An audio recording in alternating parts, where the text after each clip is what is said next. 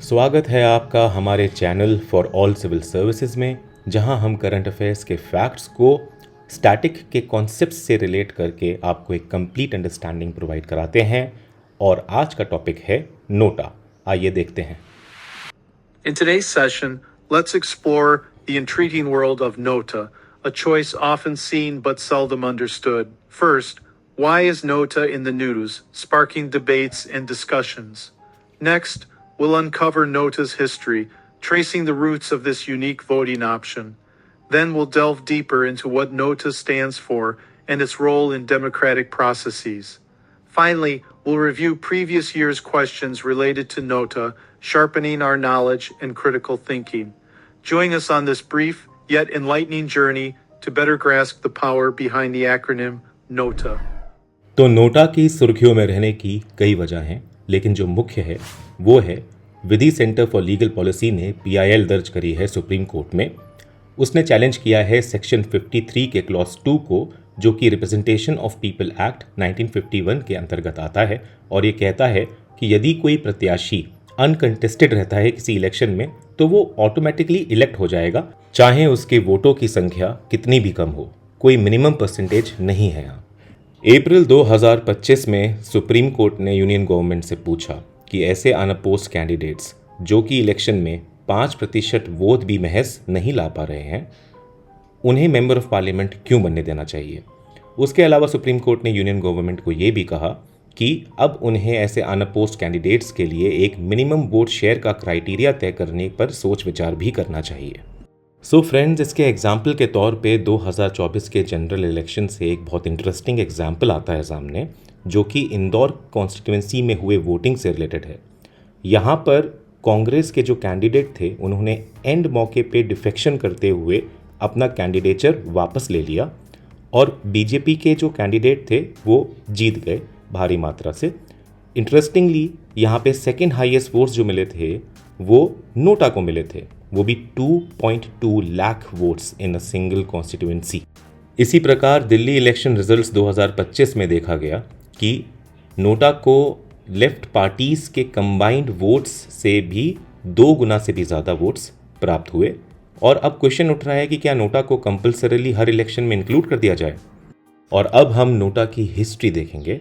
So friends, world की वो पहली कंट्री जिसने नोटा को इंट्रोड्यूस किया था वो थी फ्रांस, जहां इस कॉन्सेप्ट को ब्लैंक वोट के नाम से जाना जाता है। और ये कॉन्सेप्ट वहाँ फ्रेंच रेवोल्यूशन के समय से ही, यानी 1789 के आसपास से ही प्रचलित है। नेपोलियन बोनापार्ट ने 1852 की इंपीरियल डिक्री के तहत इन ब्लैंक वोट्स के वेटेज का असर इलेक्शन रिजल्ट्स पे ना पड़े, इसका प्रबंध करा। और 2014 में एक लॉ के ज़रिए इन ब्लैंक वोट्स को काउंट भी किया जाने लगा, लेकिन इनका इफेक्ट टोटल वोट काउंट पे नहीं पड़ा, जैसे कि बिल्कुल नोटा में होता है। नोटा का full form none of the above है। और आपको ये भी बता दें कि फ्रांस के ब्लैंक वोट्स नोटा जैसे तो हैं, लेकिन idea of NOTA in particular की बात करते हैं तो वो USA के नेवाडा में जन्मा है इन 1975। और अब बात करते हैं नोटा इन इंडिया की। भारत 14th कंट्री बना टू इंट्रोड्यूस नोटा इन 2013, और वो भी सुप्रीम कोर्ट के जजमेंट के बाद। सुप्रीम कोर्ट का ये 2013 का judgement people's union of civil liberties यानी PUCL versus union of India case में आया, जिसके तहत उसने इलेक्शन कमीशन को EVMs में नोटा लागू करने के आदेश दिए। तो भारत के इलेक्शंस में पहली बार नोटा 2013 के स्टेट असेंबली इलेक्शंस में यूज़ हुआ, जो कि छत्तीसगढ़, मिजोरम, राजस्थान और यूनियन टेरिटरी ऑफ दिल्ली में हुए थे। इसके अलावा 2014 में ये पहली बार जनरल इलेक्शंस ऑफ इंडिया में यूज़ हुआ, और राज्यसभा इलेक्शंस में पहली बार नोटा 2014 में यूज़ हुआ। 2018 में सुप्रीम कोर्ट ने नोटा को राज्यसभा इलेक्शन से स्क्रैप कर दिया। ये सुप्रीम कोर्ट ने Shailesh Manubhai Parmar versus election commission of India case 2018 की रूलिंग के तहत किया। क्योंकि नोटा एक एनोनिमस वोटिंग है तो पार्टी विप के ओबीडियंस का पता लगा पाना मुश्किल होता है। ऐसे में करप्शन ब्रीड हो सकता है और डिफेक्शन के चांसेस भी बढ़ जाते हैं। हिस्टोरिकल कंटेक्स्ट के तहत एक Lily Thomas versus speaker of Lok Sabha case 1993 में सुप्रीम कोर्ट ने बोला voting is a formal expression of will और opinion by the person entitled to exercise the right on the subject और इशू इन क्वेश्चन। नोटा का official symbol election commission ने release किया 2015 में। बांग्लादेश ऐसी पहली एशियन कंट्री थी टू अडॉप्ट नोटा, जो कि 2008 में उन्होंने अडॉप्ट किया। और अब हम देखेंगे PUCL यानी people's union of civil liberties versus union of India case 2013, जो कि 3 जज बेंच ने सुना था। असल में rule 49O of conduct of election rules 1961 के तहत जो वोटर्स किसी भी प्रत्याशी के फेवर में नहीं होते थे और उन्हें वोट नहीं देना चाहते थे, वो प्रिसाइडिंग ऑफिसर जो पोलिंग बूथ पे होता था उसको इन्फॉर्म करते थे और प्रिसाइडिंग ऑफिसर उनका ये option none of the above की कैटेगरी में डाल देता था। हालांकि ये अनोनिमस नहीं होता था और एक तरह से वोटर्स का ये right to reject publicly note किया जाता था। ये वायलेट करता था सीक्रेसी ऑफ बैलेट को। इसलिए PUCL ने rule 49O of conduct of election rules 1961 को ही सुप्रीम कोर्ट में चैलेंज किया on grounds of violation of secrecy of voters choice. Subsequently supreme court ने जजमेंट दिया कि whether a voter decides to cast his vote और decides not to cast his vote, in both the cases secrecy has to be maintained.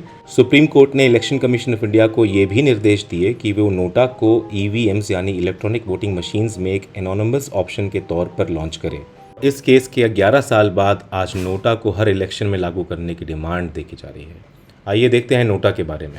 जैसा supreme court ने कहा कि NOTA essentially एक right to reject है, it is a voter's choice to reject all the candidates in elections. इसको कभी कभी हम राइट नॉट टू वोट भी कहते हैं। 2013 से नोटा सिर्फ डायरेक्ट इलेक्शंस में लागू किया जाता है। NOTA is also referred to as against all और एब्सटेंशन।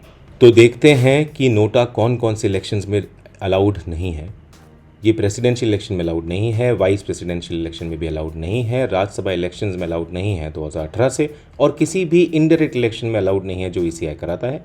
नोटा अलाउड है लोकसभा इलेक्शन में, स्टेट असेंबली इलेक्शन में और कोई भी डायरेक्ट इलेक्शन जो ECI कराता है उसमें।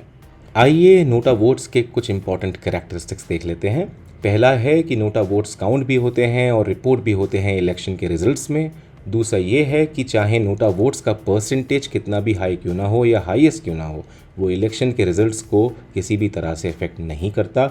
इसका मतलब ये कि अगर नोटा के वोट्स किसी केस में हाईएस्ट हैं भी तो भी सेकंड हाईएस्ट वोट्स वाले प्रत्याशी को विनर डिक्लेयर कर दिया जाता है। तीसरा, नोटा का हाईएस्ट शेयर होना कोई री इलेक्शन या डिस्क्वालिफिकेशन ऑफ कैंडिडेट्स में रिजल्ट नहीं कर सकता। अगर हम पॉइंट 2 और 3 को एक साथ देखते हैं तो हमें लगता है कि फिर नोटा के होने का मतलब ही क्या है। ऐसा नहीं है सर। असल में ये हाईलाइट करता है वोटर डिससैटिस्फैक्शन और ये कहीं ना कहीं पॉलिटिकल पार्टीज पे प्रेशर डालता है कि वो बेटर कैंडिडेट्स फील्ड में उतारें और वो लोगों के लिए अच्छा काम करें।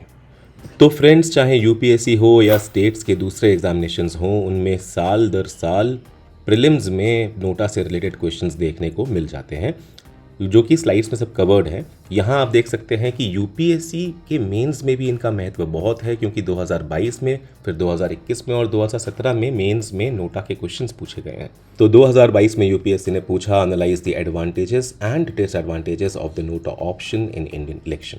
स्लाइड्स में दी गई हुई इन्फॉर्मेशन के जरिए हम लोग एक ब्यूटीफुल सा इंट्रोडक्शन तैयार कर लेंगे आंसर का।